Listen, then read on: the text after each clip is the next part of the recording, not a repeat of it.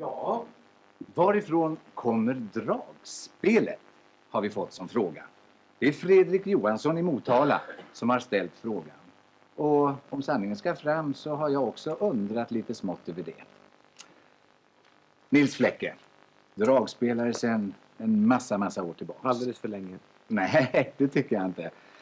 Vem uppfann dragspelet? Det är en liten klen historieskrivning på den här punkten. Forskningen är ju naturligtvis inte komplett, men vi har ett fast årtal och det är 1822 när en berlinare i Tyskland, Friedrich Buschmann, fick patent på dragspelet. Det fick inte han ha i fred särskilt länge. 1829 så kom en österrikare som heter Demjan och satt på några basknappar på det, och då var det hans uppfinning. Men säg den lycka som består. Kineserna naturligtvis. Ja, som så många gånger så var... Ja, där så säger man så, haha, år 2500 före vår tideräkning så har vi ett instrument som uttalas sjung, säger man. Cheng står det i boken. Vi ser i bild här, det är en stämtungeprincip som är bekant och överensstämmer med dragspelet, men den ska blåsas för hand eller för mun om man så vill. Man skulle kunna säga, om man vill minnas nu hur det här instrumentet, vad det hette på kinesiska, skulle man kunna säga sjung svenska folk. Ja, men och då menar man att man spelar på ett kinesiskt dragspel. Det ska bli vårt valspråk här efter.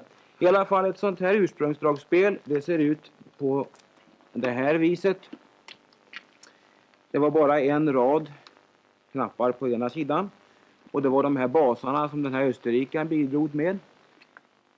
I mitten har vi bälgen som vi får fram luften. Det var ju turbomatat på den tiden. Jag hängde med. Jag vill gärna visa hur det ser ut inuti. Hur det där är mer munspel, väl? Det här är alltså stämplattorna. Stämtunga, ett stål som av nödvändighet, märkligt nog så det här stålet finns bara i Sverige. För att vad man gör ett dragspel så är det måste Sverige in i bilden. Stål. Ja, i regel från Hällefors dessutom. Men är det inte mer ett litet munspel det här? Ja, ett munspel ser ut likadant, det är bara det att då får man blåsa för hand igen, men man kan faktiskt leka munspel. Hörde du? Mm. Sen hände det saker och ting hela tiden med dragspelet. Det utvecklades, det ser vi här. Man var inte nöjd med en rad så länge. Då tog man alltså dit en rad till. Bredvid varandra så. Och lite flera basar. Ja, herregud. Man måste fortsätta. Man måste ha 3 rader. Det här är ett litet miniatyrdragspel. 5 rader. En väldig massa basknappar. Det är det vanligaste. Till och med vita dragspel kunde man göra. Det är alltså inte albino-dragspel utan de är färgade sådana. Alldeles i början på seklet så kom man på att man kunde göra pianodragspel, pianoklaviatur. Kunde ju även de som spelar piano och orgel traktera det här instrumentet. Det påminner till viss del om ett värmeelement. Kan också vara väldigt bra om det är kallt inne då. Kan man spara energi genom att det blir varmt och fint. Det här är ett knappdragspel av senaste utformning på bassidan, och det här är angeläget att berätta i den kulturella biten av det hela, att vi har någonting vi kallar för ackordeon med ett e och inte i på slutet. Och det betyder att på bassidan här så är det inte kopplade ackord längre, utan att det är singeltoner man kan spela. Allting som går att spela på ett piano. Den 5-radiga är väl det vanligaste? Ja. Men det tänker inte du spela på nu? Nej, vi ska roligare än så. Jag tänkte ta ett dragspel som kommer från tiden precis mitt emellan dragspelets födelse 1822 och idag. Det är från 1905. Och det är ett litet 2-radigt dragspel. Oskar Ryckholts fabrikat. Förresten, lära sig spela dragspel, det är numera en lätt sak. Det finns fina kurshäften. Utbildningsradion tillhandahåller sånt till ett skäligt bra pris med informationskassett och alltihopa. Man får göra reklam så här, det är samma företag liksom.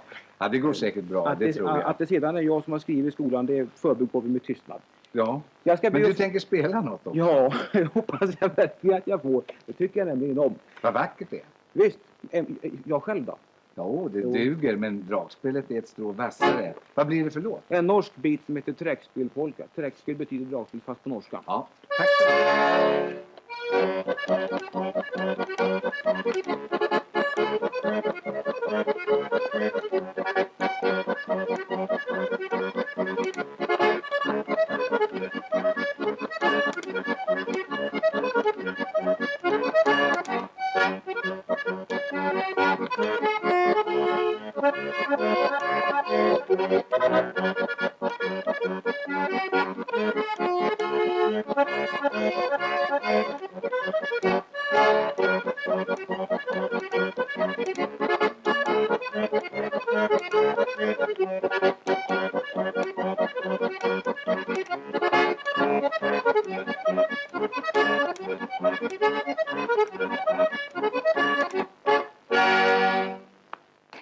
Ja, det var härligt att få lyssna till det.